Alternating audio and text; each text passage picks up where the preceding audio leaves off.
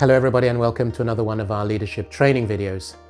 As you know by now, in these training videos I take you through some specific aspects of leadership, different traits, skills, abilities that you will need and hopefully will help you on your journey to become a more effective leader, to become a more proficient leader.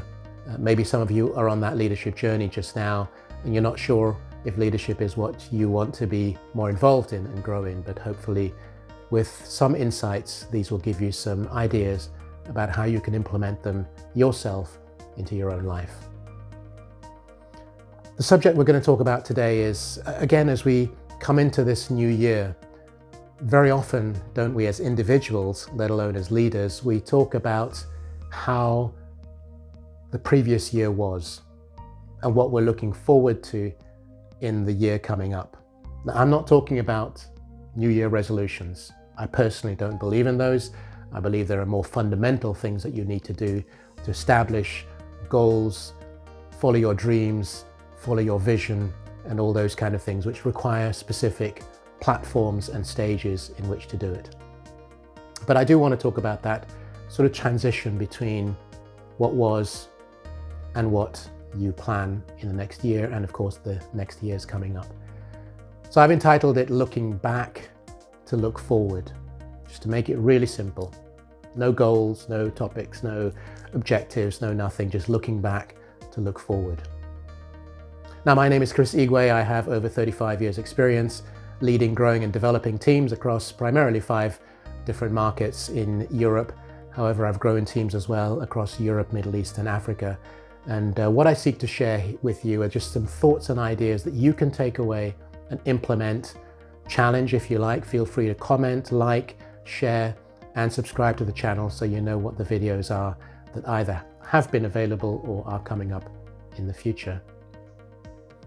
So as I said, we're going to start off with looking back to look forward. Very simple concept. I don't want to make things complicated. I come from a civil engineering background, so I'm an engineer, but I have that left brain.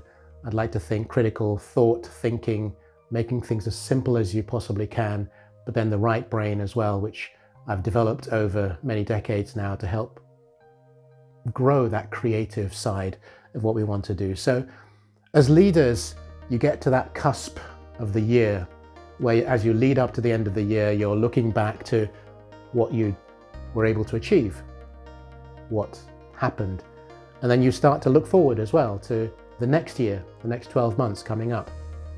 Or if you're like me, I work in 3-year tranches. So I'd go this year, the next year, and the year after, because there are things that you just can't put together in a single year, especially when you're leading a team and depending on your objectives that you set out. So, like I say, I like to make it simple.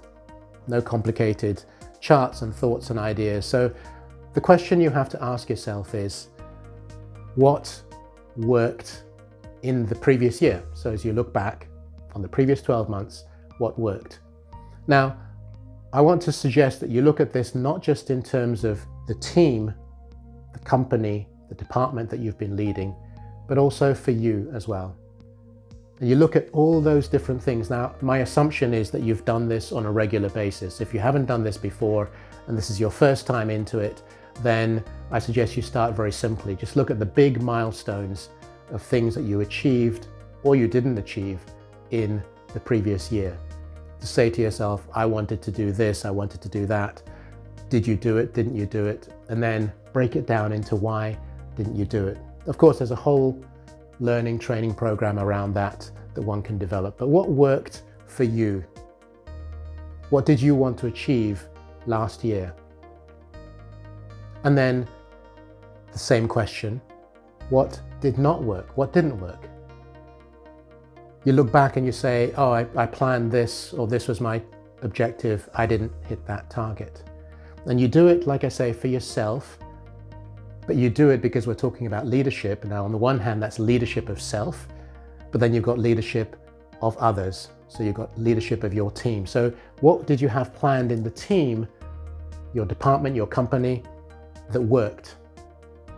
What didn't work? And then And here's the really important part. It's the why. Because through the why, whether it's successful or unsuccessful, the why tells you how you can improve going forward. So when you look at why something worked, you then break it down. What was your state of mind? What was your thought? What did you put in place that maybe you hadn't done before? And this all requires work and time and energy, and you won't get it done in an hour, for example, but you'll get it started.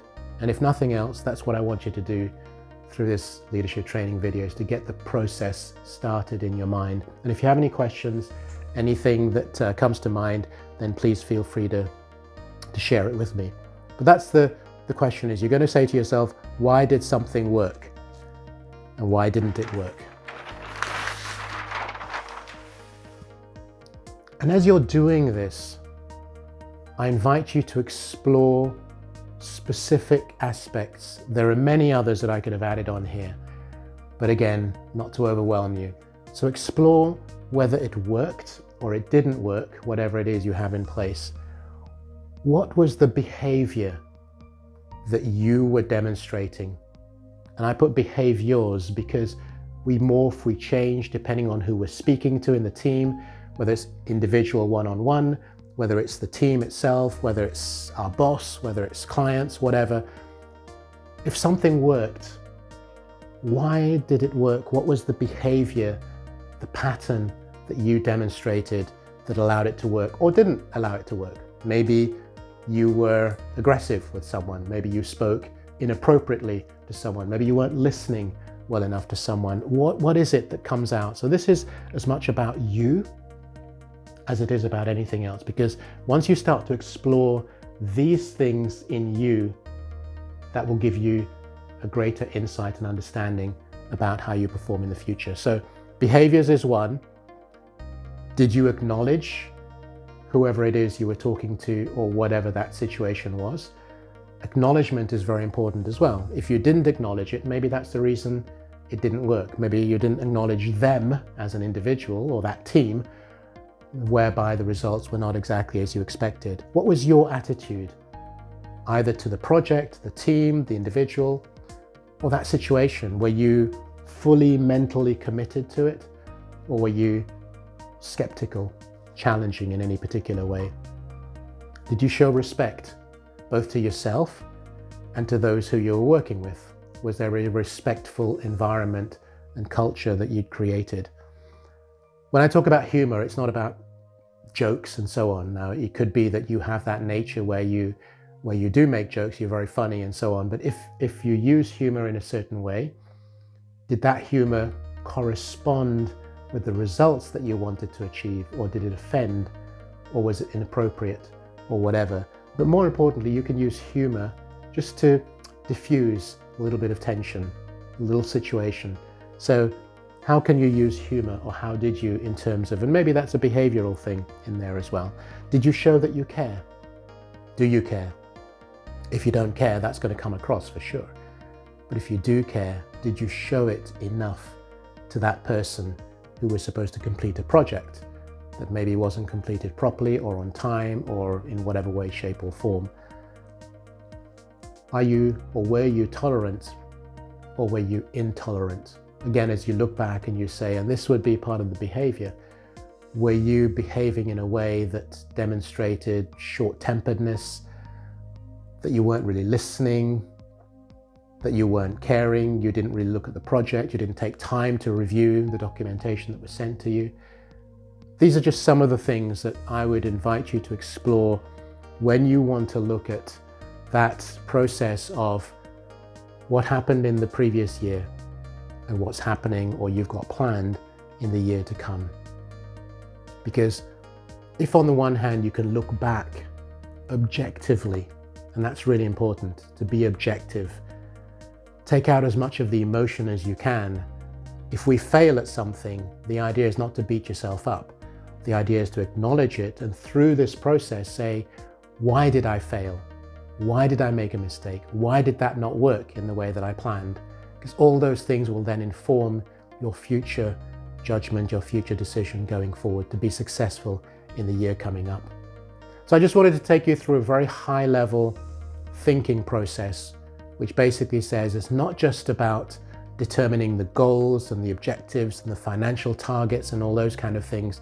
You have to start from a point of view of where am I sitting as a leader within the choices and decisions that I made last year, and how can I use those productively to create a better environment for the future this year and obviously beyond. So hopefully what I've said has thrown out some thoughts, some questions, maybe challenged you, maybe you disagree, that's totally okay as well. But either way, please feel free to comment, like or share, and subscribe to this channel so you know what other videos are coming available, and as and when they are, you'll be notified and we can continue this journey together. So in the meantime, I want to say thank you, and I wish you all the very best, and we'll reconnect very soon. Thank you.